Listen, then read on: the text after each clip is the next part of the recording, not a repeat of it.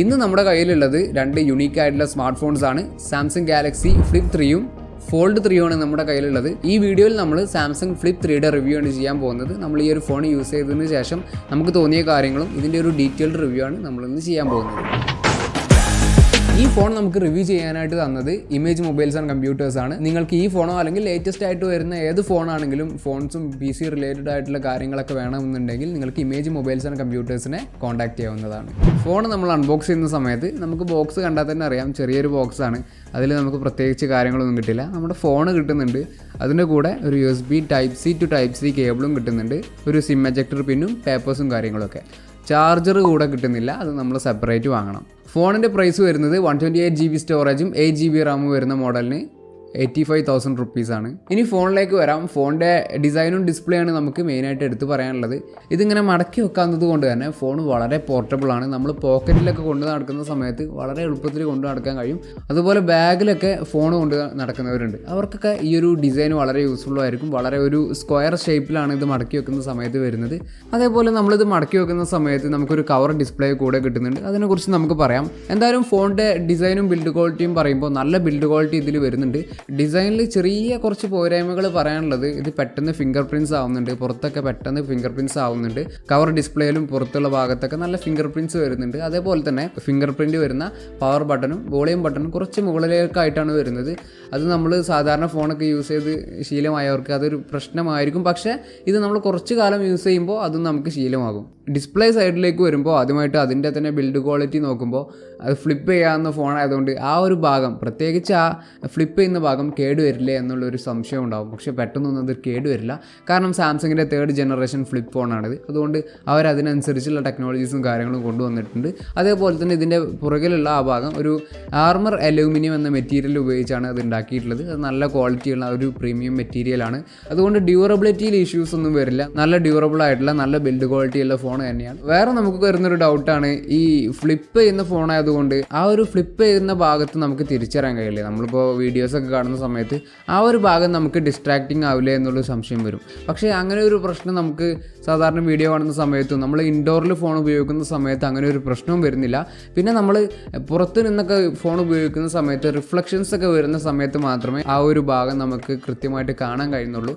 പിന്നെ നമ്മൾ സ്ക്രോൾ ചെയ്യുന്ന സമയത്തൊക്കെ ഈ ഒരു ഫ്ലിപ്പ് ചെയ്യുന്ന ഭാഗം നമുക്ക് ചിലർക്കൊക്കെ അൺകംഫർട്ടബിൾ ആയിട്ട് തോന്നും. എനിക്ക് വലിയ പ്രശ്നം തോന്നിയില്ല. ഇനി പ്രശ്നമുള്ളവരാണെങ്കിൽ തന്നെ ഒരു 1 വീക്കൊക്കെ യൂസ് ചെയ്യുന്ന സമയത്ത് ഈ ഒരു പ്രശ്നം പോകാനാണ് ചാൻസ്. ഇത് നമുക്ക് ശീലമാകാനാണ് ചാൻസ് ഉള്ളത്. അതുകൊണ്ട് അതും വലിയൊരു പ്രശ്നമായിട്ടൊന്നും പറയാനില്ല. മെയിൻ ഡിസ്പ്ലേയെ കുറിച്ച് പറയുന്നതിന് മുന്നേ നമുക്ക് കവർ ഡിസ്പ്ലേയെ കുറിച്ച് പറയാം. 1.9 ഇഞ്ചസിൻ്റെ കവർ സ്ക്രീനാണ് ഇതിൽ വരുന്നത്. ഈ ഫോണിൽ എനിക്ക് ഏറ്റവും ഇഷ്ടപ്പെട്ട ഒരു കാര്യം ഇതിൻ്റെ കവർ സ്ക്രീൻ തന്നെയാണ്. കാരണം ഇതിൽ നമുക്ക് പല കാര്യങ്ങളും ചെയ്യാൻ കഴിയുന്നുണ്ട്. ഇതിൽ ടൈം കാണാൻ കഴിയുന്നുണ്ട്, മ്യൂസിക് കൺട്രോൾസ് വരുന്നുണ്ട്, voice recording, alarms, stopwatch, വിഡ്ജറ്റ്സിൽ നമുക്ക് വെതറും അങ്ങനെയുള്ള കാര്യങ്ങളൊക്കെ ആഡ് ചെയ്യാൻ കഴിയുന്നുണ്ട്. അതേപോലെ ഇതിൻ്റെ ടൈമിൻ്റെ ആനിമേഷൻസ്, നമ്മൾ സ്മാർട്ട് വാച്ചിലൊക്കെ വാച്ച് ഫേസസ് മാറ്റുന്ന പോലെ ഇതിലും അങ്ങനെയുള്ള കസ്റ്റമൈസേഷനും കാര്യങ്ങളൊക്കെ ചെയ്യാൻ കഴിയുന്നുണ്ട്.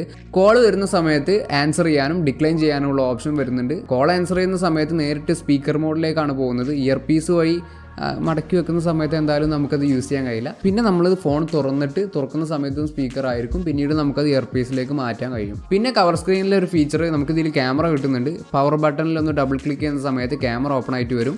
സൈഡിലേക്ക് നമ്മൾ സ്വൈപ്പ് ചെയ്യുന്ന സമയത്ത് ഫോട്ടോ വീഡിയോ മോഡ് അഡ്ജസ്റ്റ് ചെയ്യാൻ കഴിയും. മുകളിലേക്കും താഴേക്കും സ്വൈപ്പ് ചെയ്യുന്ന സമയത്ത് ക്യാമറ ലെൻസ് മാറും. മെയിൻ ലെൻസും അൾട്രാ വൈഡും ആയിട്ട് നമുക്ക് സ്വിച്ച് ചെയ്യാൻ കഴിയുന്നുണ്ട്. ക്യാമറയിലൊരു പ്രശ്നമുള്ളത്, ഇതിലെടുക്കുന്ന ഫോട്ടോസും വീഡിയോസും ഒരു സ്ക്വയർ ഷേപ്പിലായിരിക്കും. 1:1 ആസ്പെക്ട് റേഷ്യോയിലുള്ള സ്ക്വയർ വീഡിയോസോ അല്ലെങ്കിൽ ഫോട്ടോസോ ആയിരിക്കും ഇതിൽ കിട്ടുന്നത്. അത് ചെറിയൊരു പോരായ്മയാണ്. അടുത്ത സോഫ്റ്റ്വെയർ അപ്ഡേറ്റിൽ സാംസങ് ഇത് സോൾവ് ചെയ്യുമെന്നാണ് നമ്മുടെ ഒരു പ്രതീക്ഷ. കവർ സ്ക്രീനിൽ നമ്മൾ സെൽഫി എടുക്കുന്ന സമയത്ത് ബാക്ക് ക്യാമറയാണ് സെൽഫി ക്യാമറയായിട്ട് യൂസ് ചെയ്യുന്നത്. അതുകൊണ്ട് കുറച്ചുകൂടെ ക്വാളിറ്റി ഉള്ള സെൽഫീസ് നമുക്ക് ഇതിൽ എടുക്കാൻ കഴിയും. പിന്നെ പറയാൻ വിട്ടു, കവർ സ്ക്രീനിൽ നമുക്ക് നോട്ടിഫിക്കേഷൻസും കാര്യങ്ങളൊക്കെ കാണാൻ കഴിയും. പക്ഷേ അതിൽ നമുക്ക് റിപ്ലേസും കാര്യങ്ങളൊന്നും കൊടുക്കാൻ കഴിയില്ല, ജസ്റ്റ് കാണാനേ കഴിയുന്നുള്ളൂ. ഇനി മെയിൻ ഡിസ്പ്ലേയിലേക്ക് വരാം. 6.7 ഇഞ്ചസിൻ്റെ AMOLED ഡിസ്പ്ലേ ആണ് ഇതിൽ വരുന്നത്. 120 Hz റിഫ്രഷ് റേറ്റും കിട്ടുന്നുണ്ട്. എന്തായാലും സാംസങ്ങിൻ്റെ ഡിസ്പ്ലേ ഡിസ്പ്ലേ അതുകൊണ്ട് തന്നെ നമുക്ക് കൂടുതലൊന്നും പറയാനില്ല.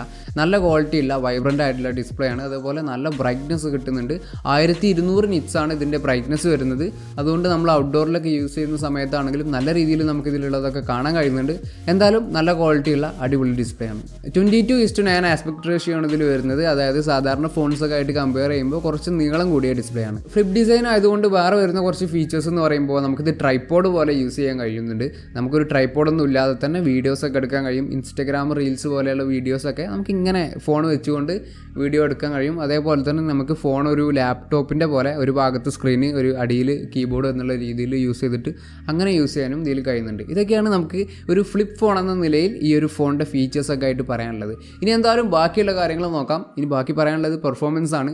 സ്നാപ്ഡ്രാഗൺ 888 ആണ് ഇതിലെ പ്രൊസസ്സർ വരുന്നത്. 5G പ്രൊസസ്സറാണ്, best പ്രൊസസ്സറാണ്. അതുകൊണ്ട് പെർഫോമൻസിൽ ഒരു ഇഷ്യൂസും കാണാൻ കഴിയില്ല. പക്ഷേ ഗെയിമിങ്ങിന് പറ്റിയൊരു ഫോണാണെന്ന് ചോദിച്ചാൽ നല്ല പെർഫോമൻസ് ഈ ഫോണിൽ ഗെയിമിങ്ങിൽ കിട്ടുന്നുണ്ട്. നല്ല രീതിയിൽ നമുക്ക് ഗെയിം കളിക്കാൻ കഴിയുന്നുണ്ട്. പക്ഷേ ഹെവി ഗെയിംസ് ഒക്കെ കുറേ നേരം കളിക്കുന്ന സമയത്ത് ഹീറ്റിംഗ് ഇഷ്യൂ വരുന്നുണ്ട്. അതുകൊണ്ട് ഗെയിമിങ്ങിന് അത്ര പെർഫെക്റ്റ് ആയിരിക്കില്ല ഈ ഫോൺ. മാത്രമല്ല ഇതിലെ ബാറ്ററി ലൈഫും കുറവാണ്. 3300 mAh ബാറ്ററിയാണ് ഇതിൽ വരുന്നത്. അത് കുറച്ച് ചെറിയൊരു ബാറ്ററിയാണ്. കാരണം ഇതൊരു ഫ്ലിപ്പ് ഫോൺ ആയതുകൊണ്ട് തന്നെ വലിയൊരു ബാറ്ററി കൊടുക്കാനുള്ള ലിമിറ്റേഷൻസ് ഇതിലുണ്ട്. അതുകൊണ്ട് ചെറിയ ബാറ്ററിയാണ് കൊടുത്തിട്ടുള്ളത്. മാത്രമല്ല 15 വാട്ടിൻ്റെ ചാർജിങ് ആണ് ഇതിൽ കൊടുത്തിട്ടുള്ളത്. അത്ര ഫാസ്റ്റ് ആയിട്ടുള്ള ചാർജിങ് അല്ല വരുന്നത്. കുറച്ചുകൂടെ ഒരു 25 വാട്ടിൻ്റെയൊക്കെ ഫാസ്റ്റ് ചാർജിങ് ഉണ്ടായിരുന്നെങ്കിൽ കുറച്ചുകൂടെ നന്നായിരുന്നു. ബാറ്ററി ലൈഫ് നമ്മൾ നോർമൽ യൂസേജിൽ ഏകദേശം ഒരു ദിവസത്തിനടുത്താണ് ഇതിൽ ബാറ്ററി ലൈഫ് കിട്ടുന്നത്. കറക്റ്റായിട്ട് പറയുമ്പോൾ ഏകദേശം ഒരു 4 മണിക്കൂറാണ് സ്ക്രീൻ ഓൺ ടൈം കിട്ടുന്നത്. പെർഫോമൻസിൻ്റെ കാര്യത്തിൽ എന്തായാലും ഒരു പ്രശ്നങ്ങളുമില്ല. ഈ ഹീറ്റിംഗ് ഇഷ്യൂസും ബാറ്ററി ലൈഫും മാത്രമേ നമുക്ക് ഒരു ഗെയിമിങ്ങിൻ്റെ കാര്യത്തിൽ പ്രശ്നമായിട്ട് പറയാനുള്ളൂ. അല്ലാതെ ഡേ ടു ഡേ യൂസേജിൽ നമുക്കൊരു ഹീറ്റിങ്ങോ കാര്യങ്ങളോ ലാഗോ ഒരു കാര്യങ്ങളും വരില്ല. വളരെ നന്നായിട്ട് തന്നെ ഇത് യൂസ് ചെയ്യാൻ കഴിയുന്നുണ്ട്. നാനോ സിമ്മാണ് ഇതിൽ സപ്പോർട്ട് ചെയ്യുന്നത്. ഈ സിം സപ്പോർട്ട് ഉണ്ട് എന്ന് കമ്പനി പറയുന്നുണ്ട്. അതെന്തായാലും നമുക്ക് ടെസ്റ്റ് ചെയ്യാൻ കഴിഞ്ഞിട്ടില്ല. എന്തായാലും കോൾ ക്വാളിറ്റി നല്ല ക്വാളിറ്റിയാണ്. ഇനി സ്പീക്കറിൻ്റെ ക്വാളിറ്റി ആണെങ്കിലും സ്പീക്കർ നല്ല ക്വാളിറ്റി കിട്ടുന്നുണ്ട്. ആദ്യം ബോട്ടം സൈഡിലൊരു സ്പീക്കർ വരുന്നുണ്ട്. അതേപോലെ തന്നെ നമ്മുടെ ഇയർ പീസും നമുക്ക് സ്പീക്കറായിട്ട് യൂസ് ചെയ്യുന്നുണ്ട്. ഒരു 60% വോളിയം സാധാരണ ബോട്ടം സൈഡിലുള്ള സ്പീക്കറിൽ നിന്നും 40% വോളിയം ഇയർ പീസിൽ നിന്നും അങ്ങനെ ഒരു രീതിയിലാണ് ഇതിൽ സൗണ്ട് വരുന്നത്. എന്തായാലും നല്ല ലൗഡായിട്ടുള്ള നല്ല ക്വാളിറ്റി ഉള്ള സൗണ്ടാണ് ഇതിൽ വരുന്നത്. മൾട്ടിമീഡിയ എക്സ്പീരിയൻസ് ഒക്കെ ഡിസ്പ്ലേയും സൗണ്ടും ഒക്കെ നല്ല ക്വാളിറ്റി തന്നെ വരുന്നുണ്ട്. IPX8 വാട്ടർ റെസിസ്റ്റൻ്റ് ആണ് ഇതിൽ കിട്ടുന്നത്. ഡസ്റ്റ് റെസിസ്റ്റൻ്റ് അല്ല. അതുകൊണ്ട് നമ്മൾ ഫ്രഷ് ആയിട്ടുള്ളൊരു വാട്ടറിലൊക്കെ നമ്മൾ യൂസ് ചെയ്യുന്ന സമയത്തെ ഇതൊരു വാട്ടർ റെസിസ്റ്റൻ്റ് കിട്ടുകയുള്ളൂ. അല്ലാതെ നമ്മൾ ബീച്ചിലൊക്കെ പോയിട്ട് അതിലുള്ള മണലും കാര്യങ്ങളും ഒക്കെ ഫോണിലായാൽ അത് റെസിസ്റ്റ് ചെയ്യാനുള്ള കഴിവ് ഈ ഫോണിലില്ല. ഫ്ലിപ്പ് ചെയ്യാൻ പറ്റുന്ന ഈ ഒരു ഫോണിൽ വാട്ടർ റെസിസ്റ്റൻ്റ് കൊടുത്തത് തന്നെ നല്ലൊരു കാര്യമാണ്. 12 മെഗാപിക്സലിൻ്റെ മെയിൻ ക്യാമറയും 12 മെഗാപിക്സലിൻ്റെ അൾട്രാ വൈഡ് ക്യാമറയാണ് ഇതിൽ വരുന്നത്. ഈ ഒരു ഫോണിൻ്റെ ക്യാമറ റിവ്യൂസ് ഞാൻ പല യൂട്യൂബ് ചാനൽസിലും കണ്ടു. ഇത് കണ്ട സമയത്ത് അവർ ചിലരൊക്കെ പറയുന്നത് അവർ എക്സ്പെക്റ്റ് ചെയ്ത ആ ഒരു ക്വാളിറ്റി കിട്ടിയിട്ടില്ല എന്നാണ്. പക്ഷെ ഞാൻ ഈ ഒരു ക്യാമറ ഉപയോഗിച്ച സമയത്ത് അത്യാവശ്യം ഒരു ഫ്ലാഗ്ഷിപ്പ് ലെവൽ പെർഫോമൻസ് ഒക്കെ എന്തായാലും ഈ ഒരു ക്യാമറയിൽ കിട്ടുന്നുണ്ട്. ടെലിഫോട്ടോ ലെൻസ് അങ്ങനെയുള്ള കുറച്ച് ഫീച്ചേഴ്സ് മിസ്സിംഗ് ആണ് എന്നല്ലാതെ ക്യാമറ ക്വാളിറ്റിയിലോ അങ്ങനെയുള്ള കാര്യങ്ങളിലോ ഒന്നും ഒരു പ്രശ്നങ്ങളും ഇല്ല. നല്ല ക്വാളിറ്റി കിട്ടുന്നുണ്ട്. ഡൈനാമിക് റേഞ്ചും കളേഴ്സും കാര്യങ്ങളൊക്കെ ഓക്കെയാണ്. ഒരു പ്രശ്നങ്ങളും കാണാൻ കഴിയുന്നില്ല. 4K റെസൊല്യൂഷനിൽ 60 FPS ഇതിൽ വീഡിയോ എടുക്കാൻ കഴിയുന്നുണ്ട്. വീഡിയോസും നല്ല ക്വാളിറ്റി കിട്ടുന്നുണ്ട്. ഒപ്റ്റിക്കൽ ഇമേജ് സ്റ്റെബിലൈസേഷനും കിട്ടുന്നുണ്ട്. അതുകൊണ്ട് വളരെ സ്മൂത്ത് ആയിട്ടുള്ള നല്ല ക്വാളിറ്റിയുള്ള വീഡിയോസും ഇതിലെടുക്കാൻ കഴിയുന്നുണ്ട്. ക്യാമറ ഓവറോൾ പറയുമ്പോൾ കുറച്ച് ഫ്ലാഗ്ഷിപ്പ് ഫീച്ചേഴ്സ് മിസ്സിംഗ് ആണ്. പക്ഷേ ക്യാമറ ക്വാളിറ്റി നല്ല ക്വാളിറ്റി തന്നെ കിട്ടുന്നുണ്ട്. ഫോട്ടോ സാമ്പിൾസ് എന്തായാലും നമ്മളിതിൽ കുറച്ച് മാത്രമേ വീഡിയോയിൽ ആഡ് ചെയ്യുന്നുള്ളൂ. കാരണം നമ്മളെടുത്ത ഫോട്ടോസിൽ കുറേ ഡിലീറ്റ് ആയിപ്പോയി. മാത്രമല്ല ഫോൺ ഇപ്പോൾ നമ്മുടെ കയ്യിലില്ല. ഫോൺ തിരിച്ചു കൊടുക്കേണ്ടി വന്നു. ക്യാമറ ഓവറോൾ പറയുമ്പോൾ കുറച്ച് ഫ്ലാഗ്ഷിപ്പ് ഫീച്ചേഴ്സ് മിസ്സിംഗ് ആണ്. പക്ഷേ ക്യാമറ ക്വാളിറ്റി നല്ല ക്വാളിറ്റി തന്നെ കിട്ടുന്നുണ്ട്. ഇതാണ് സാംസങ് ഗാലക്സി Z Flip 3യുടെ റിവ്യൂ. വീഡിയോ ഇഷ്ടപ്പെട്ടെങ്കിൽ ലൈക്ക് ചെയ്യാനും ഷെയർ ചെയ്യാനും മറക്കരുത്. അടുത്തൊരു വീഡിയോയിൽ കാണാം. ബൈ.